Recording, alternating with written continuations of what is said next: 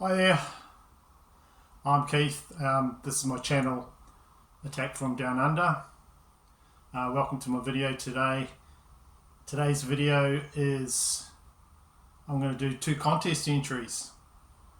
So the first one is for Trevor, who's running on the Fumes of Hatred channel. He's running a 400 subscribers contest, and the second one is Matt on the Mattock's Deep Shadows channel. He's doing a 666 subs giveaway. So I think it's pretty important that we support each other's channels and things like that. I just do all this on myself. It's all done by me, good or bad. Some channels have sponsors. They do a Patreon thing. I know Scott on the No Solutions channel has got sponsorship from the adult film industry, but I don't have any of that, so I try and support other channels and enter as many of these contests as I can fit in and things like that. So these are both good channels worthy of supporting and subscribing. So I'm going to try and keep this as short as possible, but there's heaps of potential for me to ramble on. So anyway, I'm doing it now. So the first channel contest entry is for Trevor on the Fumes of Hatred channel. So he shows a lot of stuff that I like. He's got a real mix there, as well as interested in the latest metal coming out. I'm very envious of his battle jacket that he wears sometimes. He's got a very dry sort of manner and presentation, sort of like mine. Yeah, I've been watching his channel for quite a while. So anyway, the first question that he'd like you to do for this competition is if you resurrect 4 artists from the dead, whether it be individual musicians, a band, or era of a band. So when I read this question, I was thinking about a lot of different people that I don't think they had a really good fair shake of things. There's always the what if, what would they have done if they'd had more time. Who knows if they're still around. Maybe the same demons and the addictions or whatever that they got into would still could curtail their life anyway, even if they were back again. So that's what made them great, and that's what made them put out this cool music. Not just the good, there's the bad as well side to them. So the first one, as a band, Lynyrd Skynyrd, in 1977, of course their plane ran out of fuel and crashed and killed Ronnie Van Zant and vocalist Steve Gaines, and just put an end to their career. I think his brother continued the band about 10 years later, but they were just putting out great songs, putting great music. What if I would have loved to heard more from Lynyrd Skynyrd.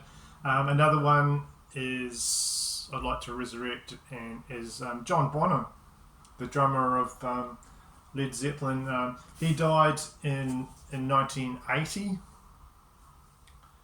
He was only 32, so I would resurrect him, and maybe the band would have kept going for at least another 2 albums. It would have been great to see what they would have done. So this is their last album. So yeah, he was only 32. These guys, love to have seen them do more things in their life, put out more quality music. And another one is Chris Oliva from Sabotage, and he was killed by a drunk driver in 1993. Just a really good guitarist. I really like his work on the Sabotage albums, and it's just a really sad chapter because the drunk driver that killed him, it was like his 7th drink driving offence, and he got only like about 11 months jail time for it, and he killed this amazing young musician. So I would have liked to see more sabotage with Chris Oliva, and I know it had a massive impact on the band. And yeah, so that was a sad one.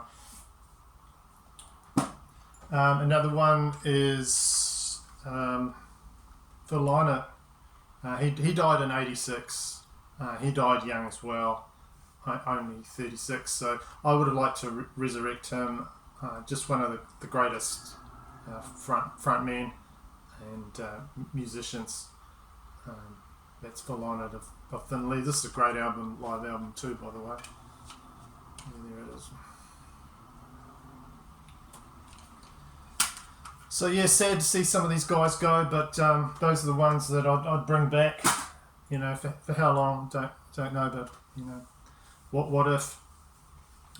Second question: list 1 to 4 album releases or pressings you desire to own that amass a total of $400. I suppose that's American highest price on Discogs. So this is one I've been looking for a long time. Megadeth Countdown to Extinction, but it's not just a normal run-of-the-mill pressing of this album. This is actually a high-end sort of audiophile pressing of this album. They don't do many metal albums, but the Mobile Fidelity Sound Lab put out a version of the Megadeth Countdown to Extinction album. I've never seen it. I can just imagine that it would sound amazing, and I've always wondered, you know, what it would sound like on vinyl, this particular pressing. So on Discogs, the price, that high-end price, it can go as much, well, I suppose it's been sold for $664 New Zealand. So if you're looking at the rate of exchange, that'd be pretty close to 400 US, because New Zealand dollars aren't worth as much as So to answer that question, I desire to own that costs a lot on Discogs. That would be the one I'd like to have, and even the normal pressing of it on vinyl is hard to find.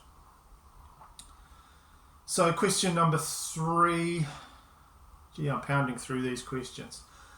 List 4 concert memories that stand out, whether it be funny, sad, irritating.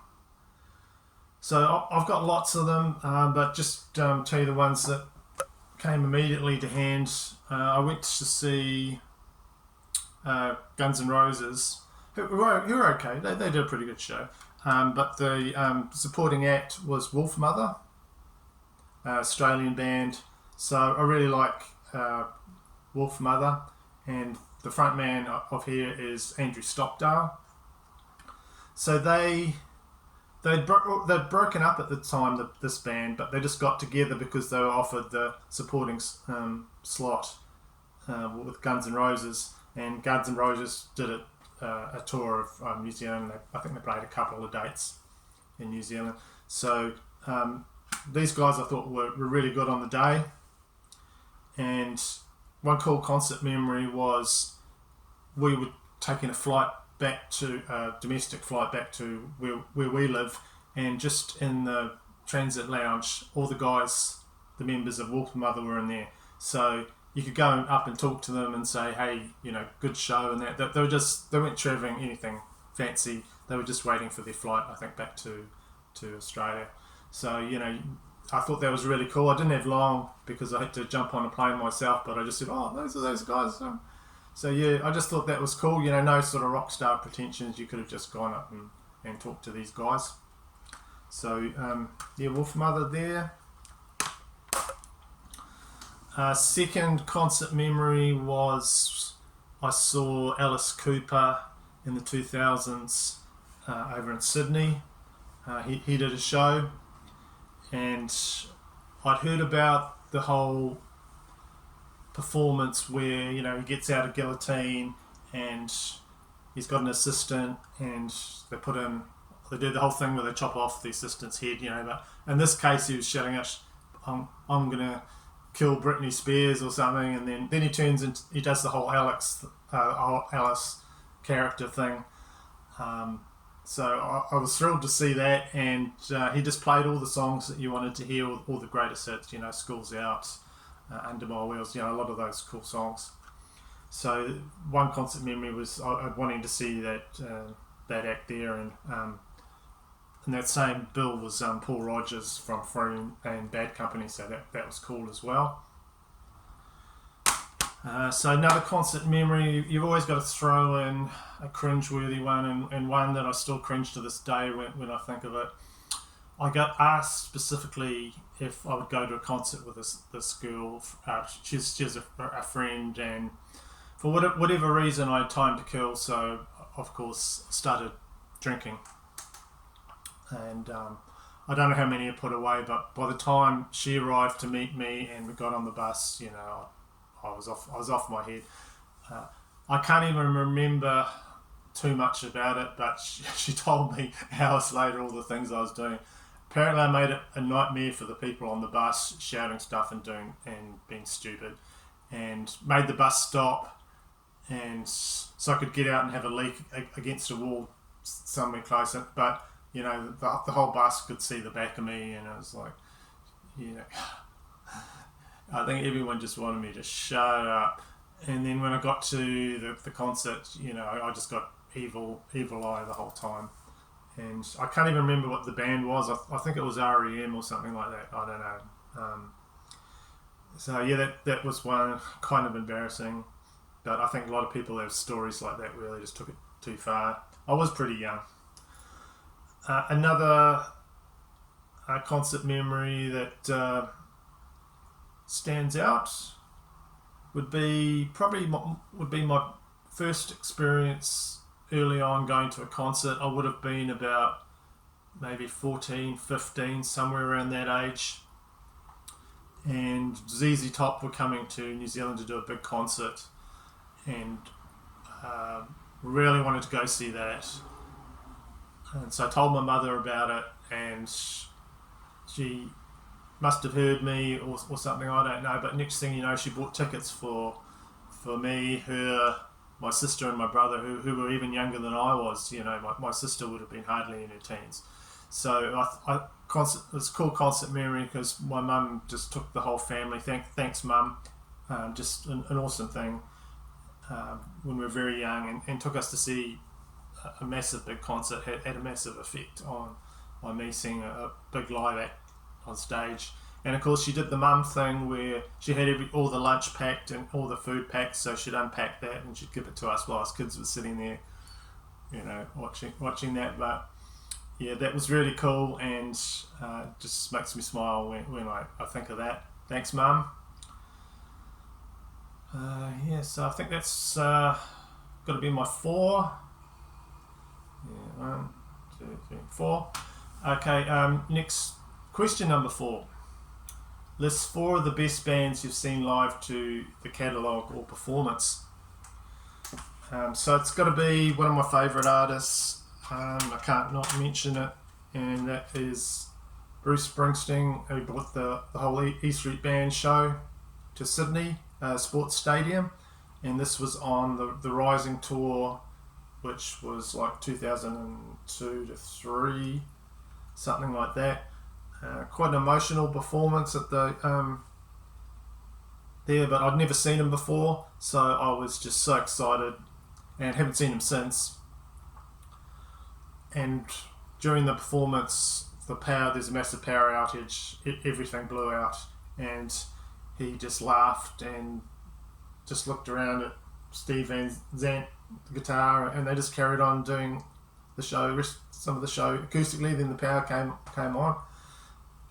So I loved that particular concert, and I've watched Blu-ray footage of another concert he did in London. I think it's the London Calling one, where he goes down to the people, shake their hand and do all that, and then he tries to get up on stage. It's like a Spinal Tap moment. He can't he's getting old, you can't get back on stage, so that always makes me laugh as well from there. So that one there, when I saw it. So another one is the Angels.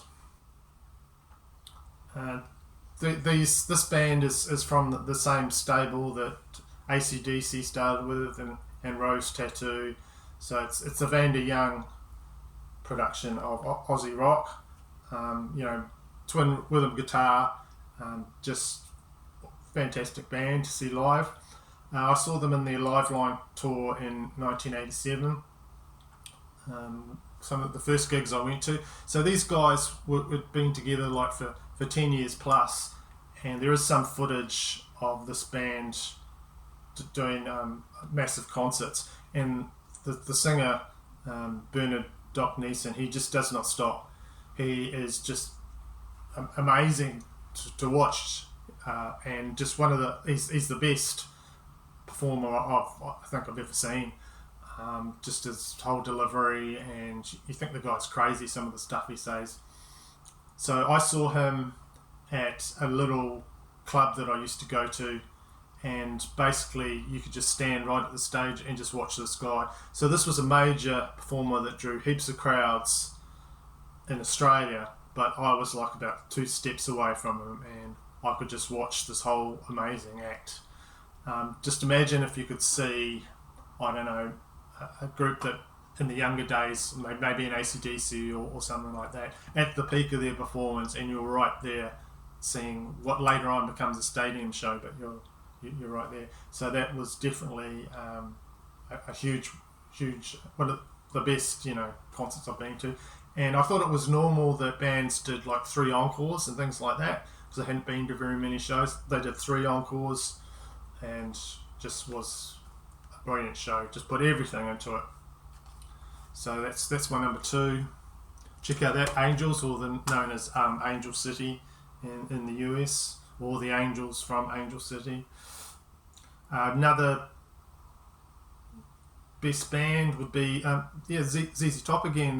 Last year, of course, Dusty Hill's no longer with us, so new lineup, but just played all the songs I wanted to hear, and just brought back a lot of memories. So that was good.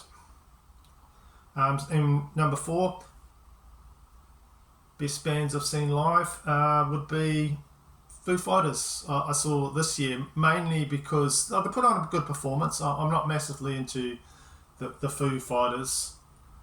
I haven't listened to their latest album, but I listened to the one before that quite a bit and quite liked it.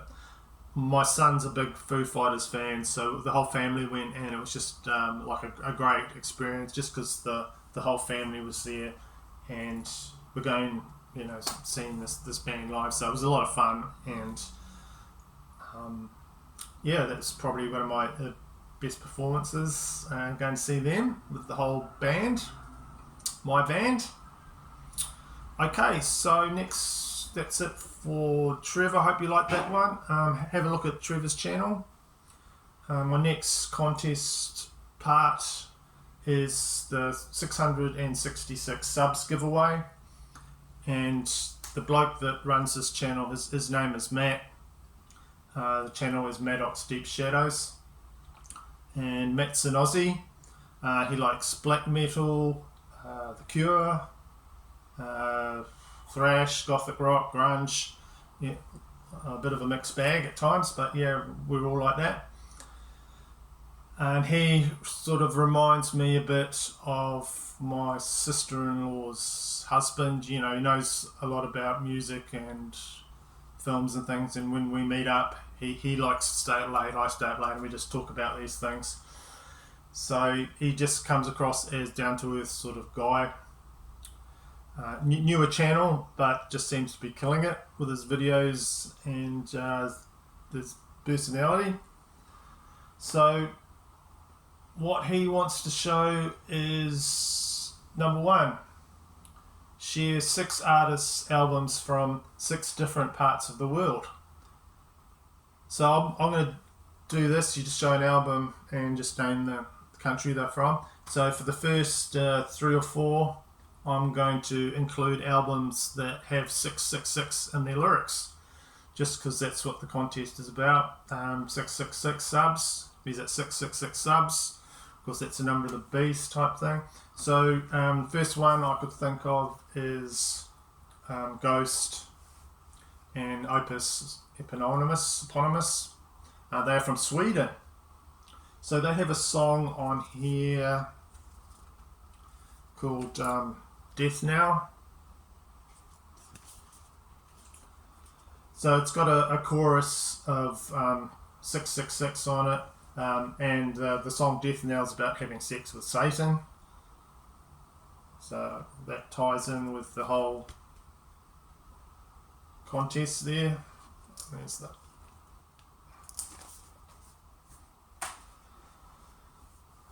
number 2. The album is, of course, this one that's probably been shown too much. Hellripper, Warlocks, Grim and Withered Hags, and they are from, and James McBain is from Scotland. So there is a song on here, Poisoned Womb, The Curse of the Witch. So the lyrics on this song say 666 serpents rise, and of course if you want to read on in the lyrics it gets more detailed, put it that way, about the devil and 666 and yeah, good song. Next one is Merciful Fate, Melissa, and they are from Denmark. So there's a song on here called Satan's Fall, and the lyrics talk about 666 as well, number of the beast, about something new. You can't erase 666, they call him the beast. So that's part of the lyrics there about Satan.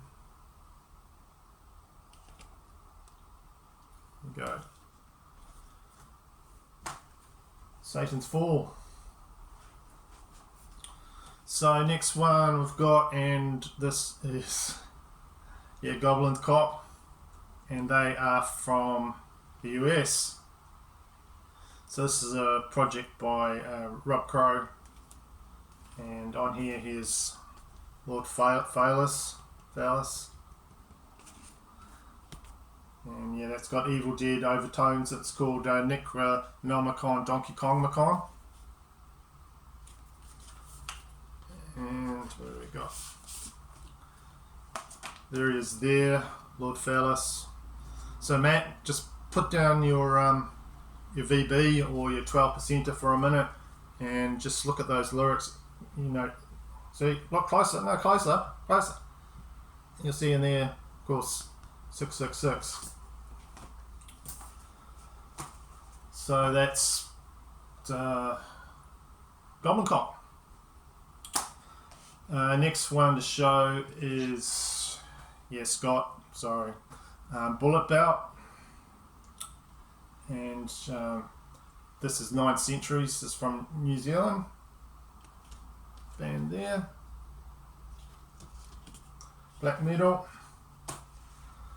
And we've got from Japan, Born Under a Bad Sign, Church of Misery. So that's my 6 artist album from 6 different parts of the world. Number 2 is share an album from either 1996 or 1999 you get down to. So one that I really got down to at the time, and I still think it's an awesome album to just get me energized and buzzing, is Rage Against the Machine's 1999 album, The Battle of Los Angeles. So this is their 3rd album, and it's got some great hits on here. Testify, Guerrilla Radio, Come Like a Bomb. They just come out of the gate just raging hard. Those ones, they do rage, that Rage Against the Machine. Sleep Now in the Fire's another good one. yeah, so I forget how good this is, and then I play it, and then play the whole thing through. So this particular one is Australian only bonus track of No Shelter on it. So I thought that was quite cool. Rage Against the Machine, that's one. Yeah, still get down to that, you could say, from 1999. Liked it during the day and liked the band during the day. Sadly, I think they're broken up now. So next one is Shearer Band's sixth release you consider still kicks ass.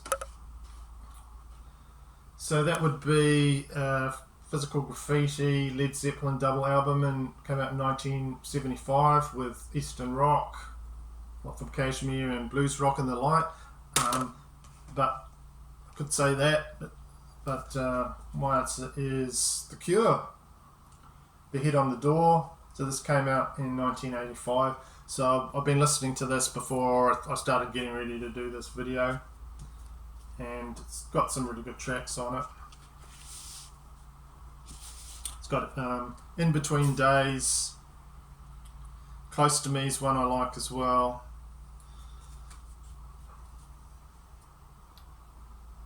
A Night Like This is good. So this was a really good patch that The Cure went through, that they did this album, and they went with their next album after this was Kiss Me, Kiss Me, which I like as well. It's got a lot of different things thrown into it. Good double album. And then after that they did Disintegration, so three in a row. Quite poppy, less of the gothic, but good album by then. And Matt likes The Head on the Door. So I got this motherfucking thing done, as you say. Hope you liked it. Please have a look at subscribing, and leave me a comment about these entries. Have a go with the contest entry yourself. I'd like to see them. I've been watching a lot of them, and thank you for watching my video. And that's my double video. Thank you.